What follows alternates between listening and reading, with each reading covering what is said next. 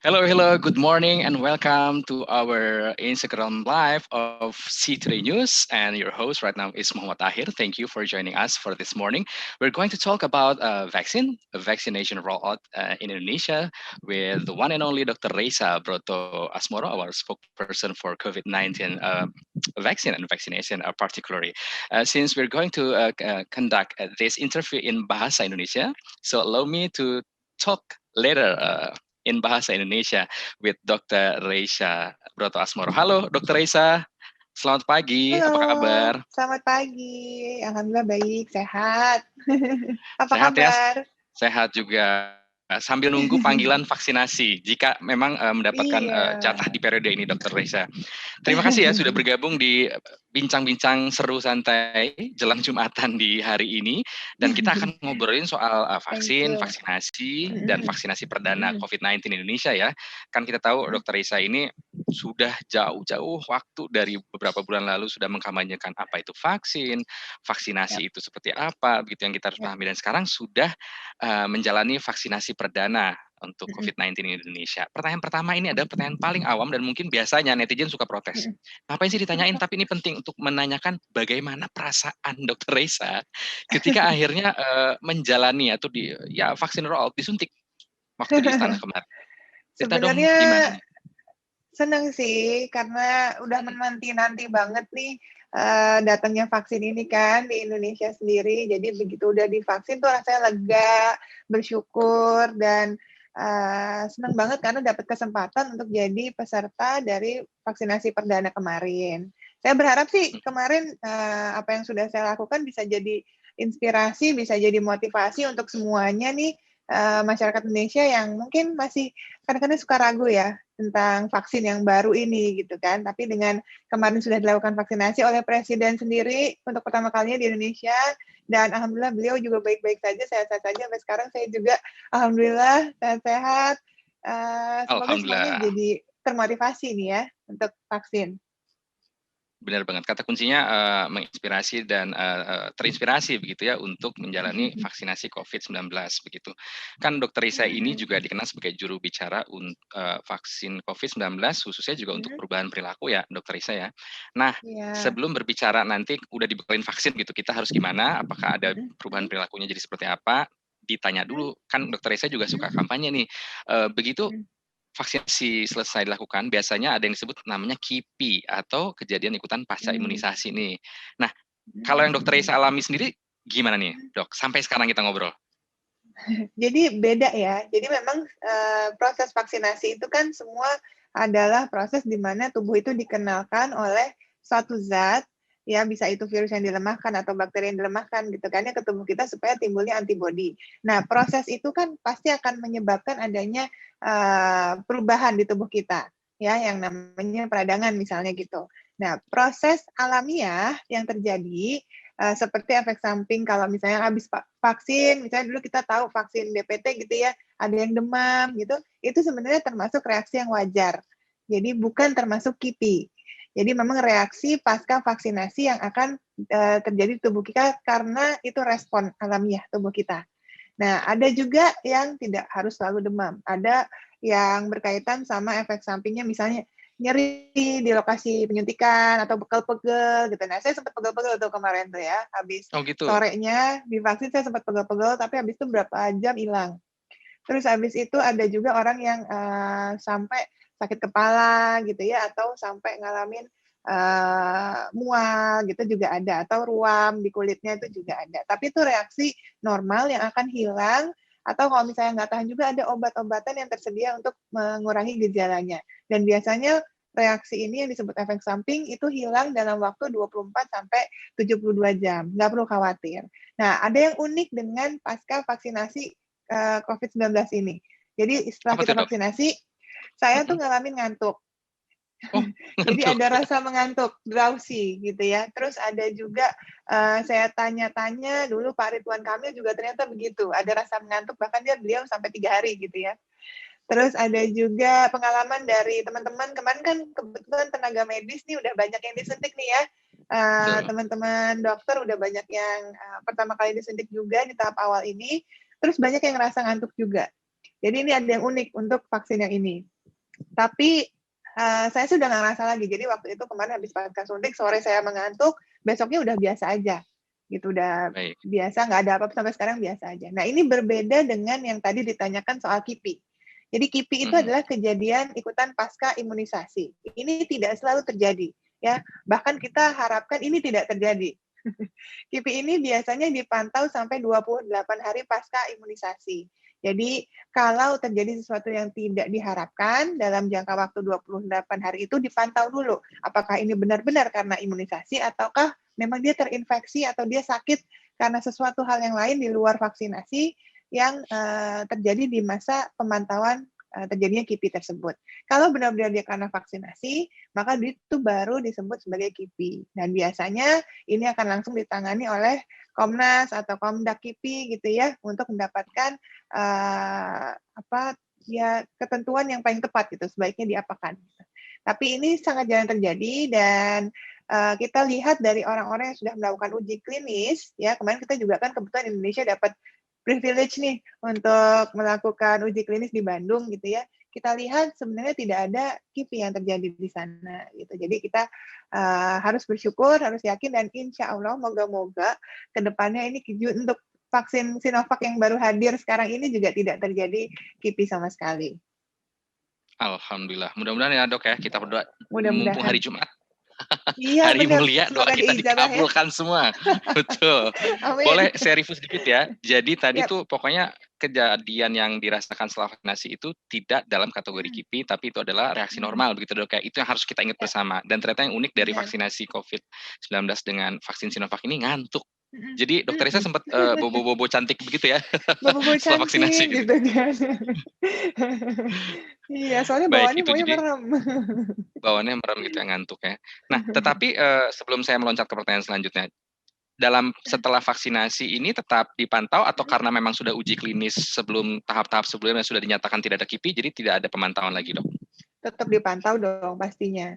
Jadi setiap orang, apapun vaksinnya sebenarnya, terutama ini ya, karena ini vaksin yang baru, ini kita harus setiap kali habis divaksin harus menunggu minimal 30 menit di tempat, di lokasi fasilitas kesehatan yang melakukan penyuntikan vaksin. Sebenarnya ini tidak hanya berlaku pada vaksin. Jadi semua fasilitas kesehatan yang memberikan fasilitas penyuntikan, baik itu obat atau vitamin atau apapun gitu ya, termasuk vaksin, itu harus melakukan observasi minimal 30 menit. Kenapa demikian? Karena observasi ini penting untuk melihat apakah ada reaksi alergi yang muncul. Yang kita takutkan yang namanya anafilaktik. Jadi, semua fasilitas kesehatan itu harus menyediakan kit anafilaktik untuk mencegah terjadinya reaksi yang tidak diinginkan. Jadi, anafilaktik adalah singkatnya begini, reaksi tubuh yang berlebihan terhadap zat yang masuk ke tubuh kita. Jadi respon tubuhnya tuh seperti menolak. Penolakan akhirnya bisa fatal. Tapi bisa ditanggulangi kalau dilakukan pertolongan dengan cepat. Jadi makanya di setiap fasilitas kesehatan yang melakukan penyuntikan obat atau apapun itu, dan termasuk vaksin harus menyediakan kit anafilaktik. Begitu disuntik, dia bisa langsung kembali lagi. Gitu, beraktivitas. Nah, begitu kalau misalnya sudah lewat 30 menit, udah biasa aja, udah aktivitas biasa, kerja lagi boleh. Biasa. Boleh ya. Serunya ngobrol sama juru bicara vaksin COVID-19 ini, ditanya satu, jawabannya udah banyak dan itu merangkum apa yang ingin ditanyakan. Seru nih, Dokter Risa. Nah, tadi maaf iya loh. dong, nggak apa-apa. Kan emang kita perlu tahu bahwa nggak boleh pecicilan dulu, begitu disuntik jangan pergi 30 menit gitu ya dok ya, kita nunggu gitu ya. Nah, Dokter Risa sudah menjelaskan kenapa harus nunggu 30 menit. Iya betul, itu kan pasca suntik dan pada saat disuntik. Nah, boleh ditarik sedikit nih. Sebetulnya persiapan sebelum vaksinasi, vaksinasi apa yang kita perlu persiapkan dok? Selain mental tentunya ya, gitu ya, kan maaf, suka grogi-grogi gitu mungkin ya. Agak ini ya putus-putus ya. Oke, putus-putus. Halo, sekarang jelas dok suara saya?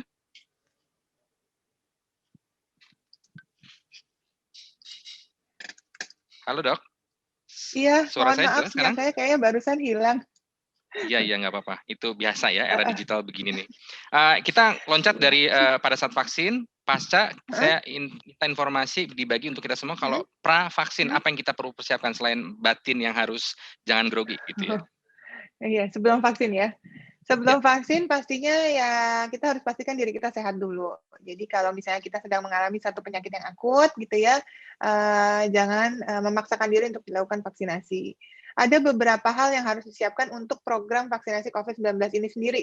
Jadi nanti dari pemerintah akan ada panduannya, yakni dari mulai data ya. Jadi nanti akan semua orang yang, akan disiapkan untuk melakukan vaksinasi ini akan mengisi data dengan lengkap, di mana di situ bukan hanya persyaratan administrasi aja, tapi mengetahui tentang riwayat kesehatan seseorang tersebut. Jadi nanti akan ada kuesioner yang akan ditanya satu persatu gitu ya, dan harus dijawab dengan benar oleh orang yang ingin mendaftarkan dirinya untuk disuntik itu. Jadi sebelum dilakukan penyuntikan sudah dapat datanya dulu, siapa saja yang boleh dan di mana dan kapan dilakukan penyuntikan. Nah, begitu sampai ke lokasi suntik, nanti diklarifikasi lagi dan akan dilakukan hal serupa diulang lagi dan dilakukan pemeriksaan anamnesis dan pemeriksaan fisik di tempat. Gitu. termasuk Mhm, tensi darah itu ya dok ya. Kalau kita kan lihat waktu live begitu kan, mhm, tensi darahnya mhm. diperiksa. Betul. Gini, jadi ada beberapa persyaratan orang-orang yang bisa dilakukan vaksinasi, ada yang tidak. Nah, termasuk orang-orang yang punya, gangguan tekanan darah. Ya kadang-kadang orang naik tensinya karena ketakutan gitu ada juga sih. Jadi makanya ada nanya-nanya anamnesis untuk diketahui emang dia punya riwayat darah tinggi atau tidak sebelumnya gitu. Nah, itu penting juga. Tapi yang penting jangan khawatir sih. Ikutin aja Iya nanti ya. alurnya seperti apa yang sudah disiapkan dan ya insya Allah cepat juga lancar. Kemarin kita lihat Pak Presiden aja sebagai pertama kali nggak nyampe 10 menit juga udah selesai kan semua prosesnya Selesai ya. gitu. Mhm. Karena sistemnya sudah dirancang mengalir dan cepat begitu ya dok ya. Jadi Mhm. singkirkan banyak kekhawatiran di kepala begitu ya. Karena itu kadang-kadang mungkin bikin tensi naik tuh kalau kebanyakan khawatir. Itu dia. Iya, sebenarnya kita juga nggak perlu terlalu takut sama vaksin ini ya, soalnya kita udah kenal vaksin ini kan udah lama sebenarnya. Program vaksinasi Betul. sendiri gitu, imunisasi udah kita lakukan dari kita bayi gitu ya, anak-anak juga udah banyak panduannya, dewasa juga ada. Jadi sebenarnya nggak usah takut untuk, program vaksinasinya sendiri gitu. Baik. Dok, kan terus Yap, ada kemudian yang bertanya-tanya, kita selalu mewakili mhm, dari pertanyaan masyarakat banyak begitu, ini vaksinnya yap, berapa kali? 2 kali kah? Jarak mhm, waktunya berapa dari yang pertama mhm, kedua begitu, lalu apakah ada yang membedakan? Kalau tadi sudah disebutkan kan yang pertama itu tadi, mhm, riwayat kesehatan harus diketahui, apakah kemudian pada mhm. vaksinasi kedua, prosedur itu semua juga dilakukan kembali? Ya, betul. Nanti untuk Sinovac sendiri, ini akan dilakukan 2 kali penyuntikan dengan jarak 14 hari. Nah, dari vaksinasi pertama dan kedua, itu tetap harus benar-benar jaga, ya, dirinya gitu ya, karena tetap akan dilakukan pemeriksaan juga. Kalau pada saat penyuntikan kedua tiba-tiba dia sakit, sakit apapun itu ya kan nggak bisa dilakukan gitu, makanya hati-hati. Kadang-kadang, pada anak-anak ada yang seperti itu juga tuh. Kita tahu kalau anak-anak kalau dulu vaksin, oh ini ditunda, tertunda karena apa misalnya, oh ternyata diare, ternyata batuk pilek. Nah ini makanya kita jaga juga nih untuk program vaksinasi COVID-19 jangan sampai kita kelewatan dari penyuntikan pertama dan kedua, karena penting sekali. Kenapa sih harus 2 kali? Boleh nggak sih saya jelasin itu dulu? Oh, boleh dong, harus. Silakan Semangat Dok, ya, mohon maaf ya. semangat banget. Oke. Jadi kita kenapa harus 2 kali, karena dari suntikan pertama, itu kan memang sudah menghasilkan antibodi yang kita pengen munculkan gitu kan ya, antibodi spesifik untuk melawan si virus, SARS-CoV-2 ini. Tapi kadarnya masih rendah.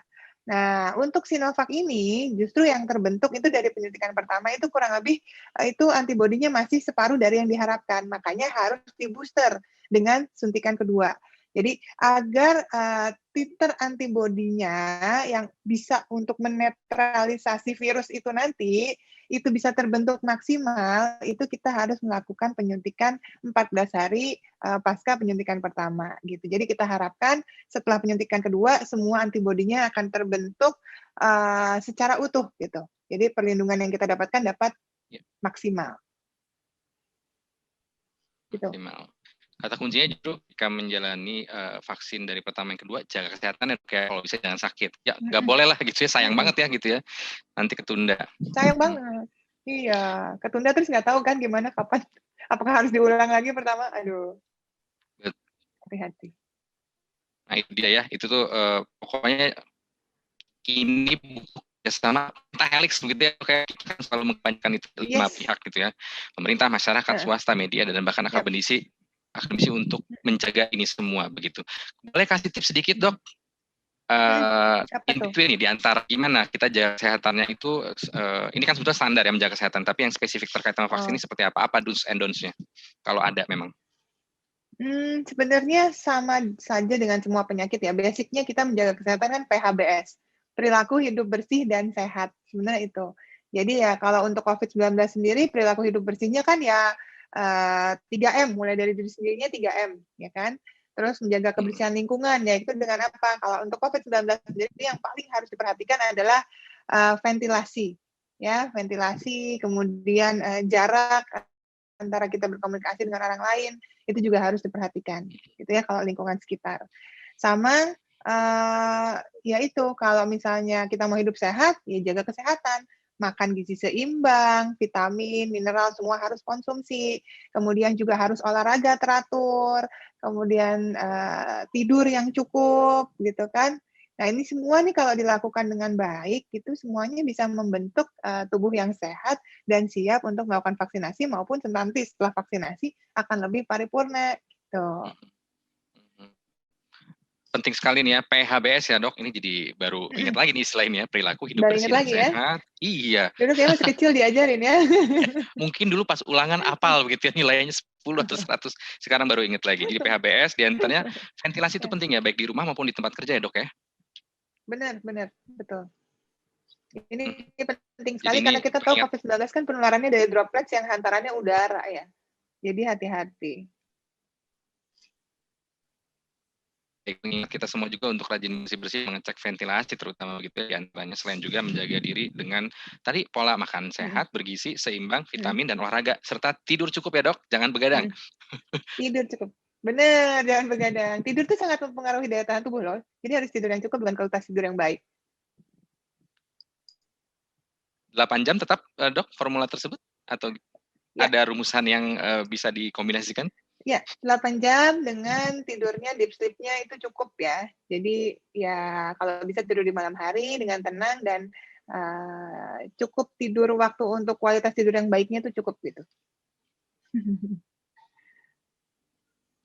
Deep sleep ya kuncinya. Nah, Dr. Reza tadi sudah menyentuh juga isu bahwa tetap 3M. Ini juga isu yang penting kita selalu nempel di kepala begitu. Boleh dielaborasi terkait ini dok begitu? Kalau memang kalau memang kita mau tetap proteksi diri kita, benteng utama kita, selama masih ada pandemi ini, tentu kita harus menjalankan 3M. Memakai masker, saya ulangin lagi ya, memakai masker, menjaga jarak aman dan menjauhi kerumunan, kemudian mencuci tangan dengan air mengalir dan sabun gitu ya. Kalau tidak ada, gunakanlah hand sanitizer. Nah, ini kenapa 3M ini jadi penting? Karena ini adalah sebenarnya perubahan perilaku kita yang basic di masa pandemi ini. Selama virusnya ini masih ada, kita semua masih berpotensi untuk bisa terinfeksi. Jadi, baik yang belum divaksinasi maupun yang sudah divaksinasi, semuanya tetap harus menjalankan protokol kesehatan minimal 3M itu dengan disiplin. Karena kuncinya adalah itu, 3M dulu, baru nanti dilengkapi dengan vaksinasi. Gitu. Jadi jangan lupa nih, mau udah vaksin tetap 3M-nya. Baik, karena virusnya masih ada begitu, selama virus masih ada, langkah terbaik adalah 3M mutlak tetap dilakukan ya dok ya, jangan lengah begitu ya. Betul.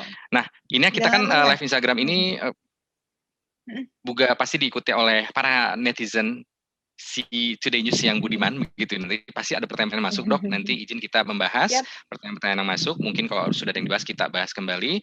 Nah, tetapi sebelum masuk ke pertanyaan boleh. dari para netizen si Today News ini, saya mau nanya, kan Mhm, Dokter Risa sudah, Dokter mhm. Jokowi kok Dokter Jokowi, mohon maaf, Presiden Jokowi sudah, kan kemudian besok kan di semua Ya, provinsi sebagai contoh begitu, para gubernur juga divaksinasi. kemarin ya, Masyarakat tuh kemarin betul, udah, para dokter juga sudah kan ya, Dok, ya, gitu.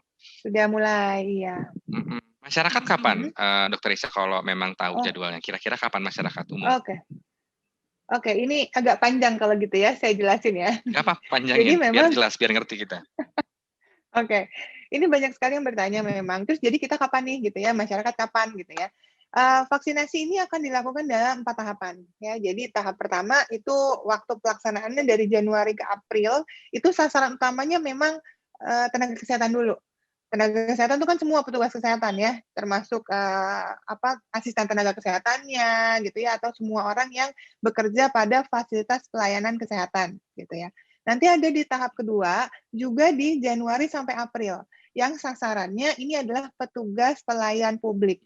Petugas pelayan publik itu contohnya dari TNI, dari Polri, aparat hukum gitulah ya, terus kemudian pelayanan publik lainnya dari mulai petugas-petugas yang ada di bandara, di pelabuhan, di stasiun, di PLN, perusahaan air minum gitu ya dan lain-lain. Pokoknya semua yang terlibat langsung dalam memberikan pelayanan kepada masyarakat gitu.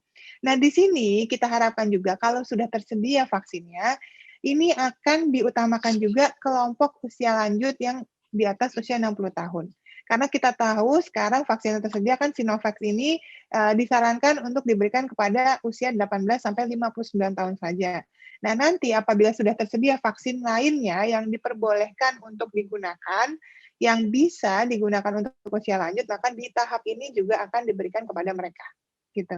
Nah, tahap 3 ini adalah pelaksanaannya dari April 2021 sampai Maret 2022. Ini sasarannya adalah masyarakat. Jadi masyarakat dimulai dari yang mana? Tentu dilihat dari yang rentan dulu, dari aspek apa? Geospasial, sosial, kemudian ekonomi gitu ya, itu dulu. Nah, tahap keempat juga berlangsung di April 2021 dan Maret 2022. Nah, sasarannya ini adalah masyarakat dan pelaku perekonomian lainnya yang dilakukan dengan pendekatan klaster sesuai dengan ketersediaan vaksin gitu. Jadi nanti akan ada pengumuman resminya karena semua sasaran penerima vaksin ini itu harus melalui sistem yang namanya Sistem Informasi Satu Data Vaksinasi COVID-19 gitu. Jadi nanti akan ada detail pelaksanaannya yang akan diatur oleh Dinas Kesehatan di tiap-tiap daerah nantinya. Baik, jadi udah ini ya, sudah sangat jelas nih Dokter Isa menjelaskan Hmm. bahwa ancaman untuk Ya. masyarakat umum di antara April 2021 sampai Maret 2022 begitu ya. Setahun ya, Dok, Ya, ya, begitu betul. prosesnya. Ya, Setelah di tahapan dikejar pertama kita setahun. menyebutnya garda depan, dikejar Betul, setahun, betul begitu. dikejar setahun. Dengan Pokoknya harapan semakin kemudian, cepat kan semakin baik gitu ya untuk tercipta herd immunity ini atau kekebalan kelompok. nah, sedikit lagi disentuh boleh tentang herd immunity ini atau herd community ini, Mhm, kemudian kita bisa harus paham, Dok, mhm. vaksinasi Iya, dilakukan kan juga ini mungkin mhm, divaksinasi karena berbagai hal, begitu ya, Dok, ya? benar. Jadi memang semakin banyak masyarakat yang punya proteksi melalui vaksinasi ini, ya karena kita tahu yang namanya proteksi atau antibodi yang khusus atau spesifik ini hanya bisa didapatkan dari 2 cara, yakni melalui infeksi karena penyakitnya langsung atau melalui vaksinasi. Maka kalau misalnya antibodinya sudah terbentuk dan semakin banyak masyarakat yang terbentuk, minimal 70%, bahkan kalau lagi pandemi kayak gini diharapkan di atas 80% dari penduduk itu memiliki kekebalan, maka itulah baru tercipta herd immunity. Jadi buat orang-orang yang tidak mendapatkan akses vaksin, kayak misalnya untuk anak-anak atau orang-orang dengan penyakit yang tidak bisa divaksinasi, itu bisa ikut terlindungi oleh orang-orang di sekitarnya yang melakukan vaksinasi.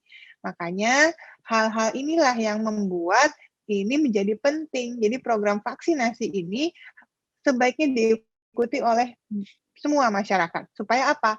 Begitu muncul antibodinya, virus ini jadi nanti bingung kan, bakal menginfeksi siapa lagi untuk memperbanyak dirinya. Karena semua orang yang dia mau infeksi ini udah punya nih kekebalan spesifiknya. Jadi dia nggak akan bisa memperbanyak dirinya dan menciptakan wabah seperti ini lagi gitu. Makanya diharapkan dengan adanya kekebalan pada orang-orang ini, di mana kekebalan yang diciptakan dari vaksin itu lebih baik daripada orang-orang yang terinfeksi karena penyakitnya, maka semua orang diharapkan melakukan vaksinasi gitu supaya cepat gone deh virusnya. Benar banget, cepet gone by gitu ya vaksin virus coronanya begitu. Nah, sekarang kita memasuki sesi pertanyaan dari para netizen Si Today News nih. Yang pertama dari @dh_tariko. Dia bertanya terkait dengan soal alergi, Dok. Kalau ada alergi, aman nggak Dok divaksin begitu? Ini mungkin kita membedah alerginya yang seperti apa begitu, yang kemudian do's and don'ts untuk divaksin. Silakan Dok. Benar.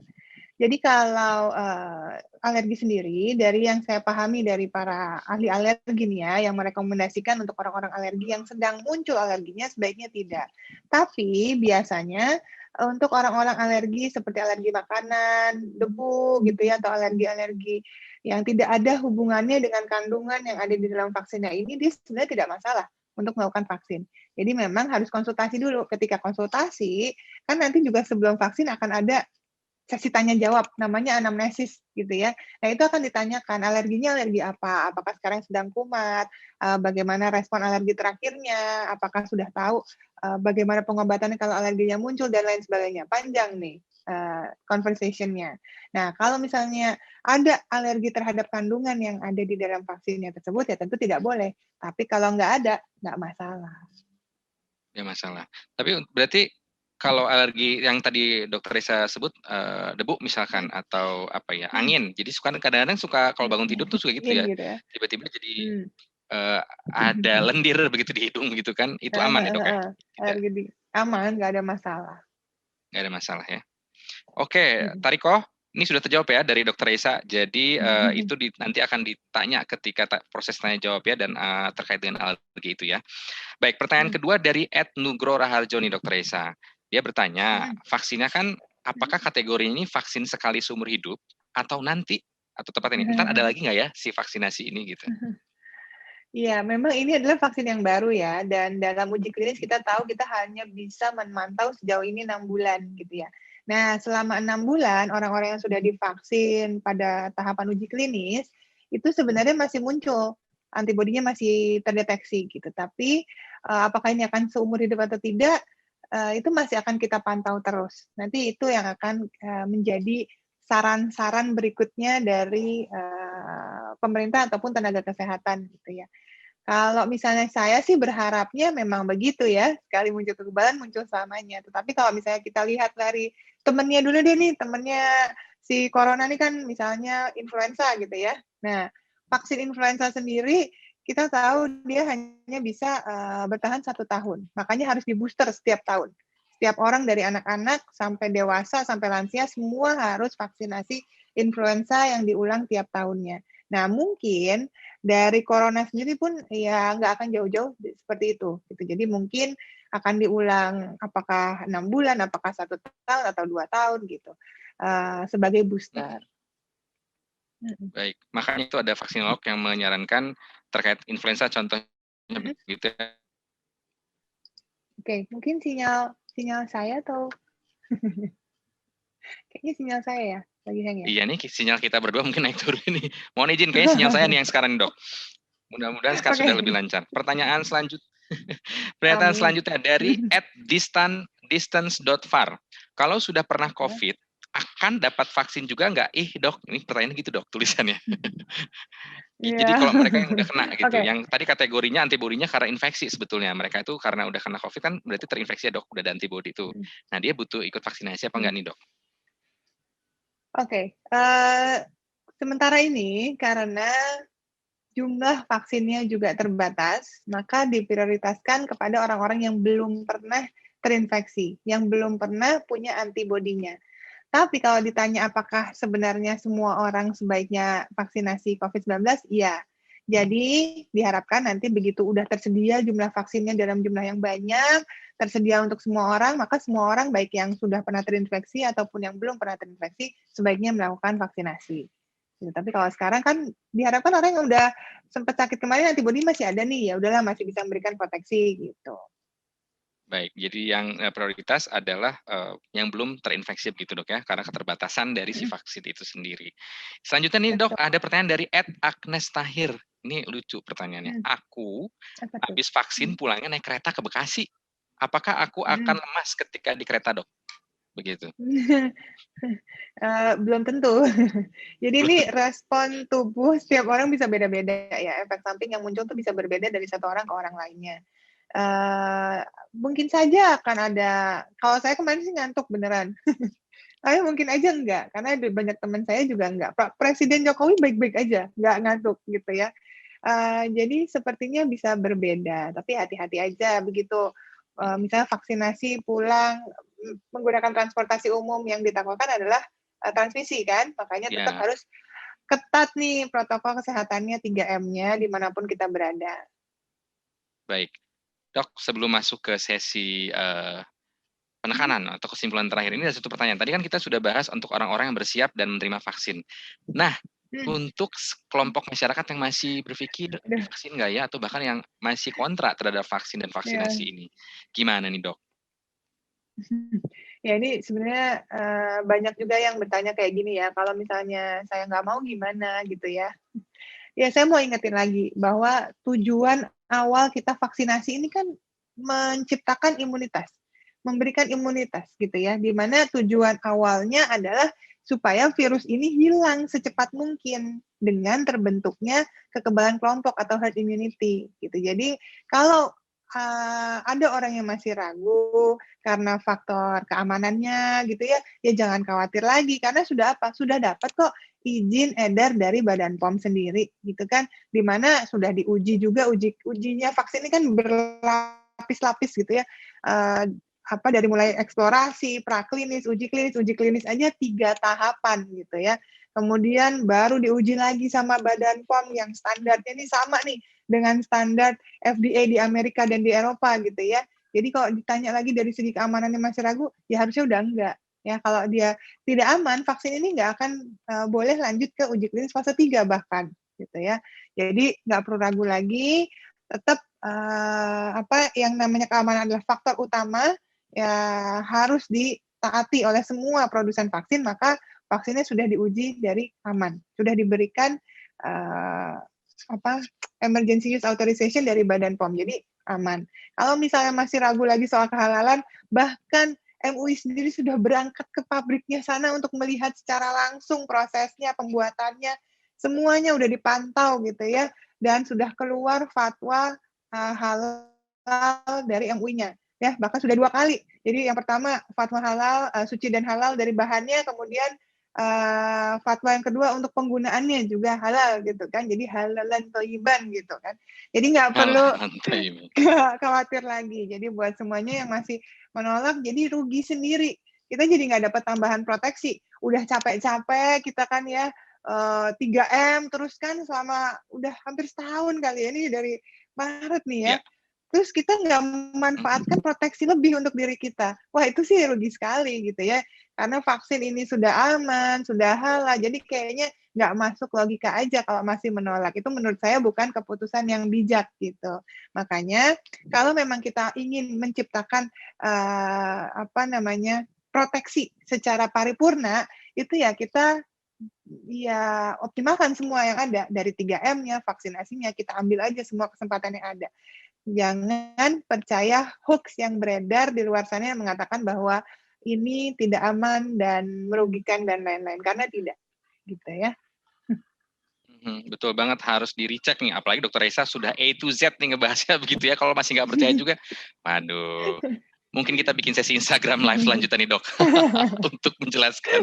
Nah terakhir nih dok, sebelum kita berpisah dalam Instagram live ini, boleh apalagi yang disampaikan kembali pesan yang ingin ditekankan kepada masyarakat, kepada kita semua? Oke, buat semuanya jangan ragu ya bahwa vaksinasi COVID-19 ini diciptakan untuk kita semua nih, diberikan, diusahakan oleh pemerintah ini secepat mungkin diberikan karena memang untuk menyelamatkan nyawa kita. Kita tahu kasus penularannya tinggi sekali. Bahkan kemarin itu kita mengalami angka positif tertinggi sepanjang pandemi. Dan dalam 3 hari terakhir kita sudah kehilangan 900 orang yang meninggal dunia karena COVID-19 hanya dalam 3 hari. Jadi jangan meremehkan, jangan menganggap penyakit ini sesuatu yang tidak berbahaya karena buktinya tidak gitu ya. Angka fatality pun masih tinggi sekali bahkan ya. Kita 0,75% dari angka fatality di dunia secara global gitu ya. Jadi kita harus benar-benar jangan lengah. Kita optimalkan upaya kita untuk jangan sampai terinfeksi penyakit ini dengan 3M. Kita mensukseskan program 3T ya, testing, tracing dan treatment, dan juga yang terakhir vaksinasi. Jadi jangan ragu untuk melakukan vaksinasi yang memang sudah terjamin secara keamanan, mutu dan khasiatnya, serta suci dan halal. Segera manfaatkan. Amin, suci dan halal. Segera menunggu jadwal vaksinasi begitu ya. Dr. Risa, terima kasih banyak buat ini insight-nya apa sebutnya? Beyond. Kaya sekali informasi yang kita obrolkan selama Instagram Live di Instagramnya See Today News. Terima kasih. Salam sehat terlalu.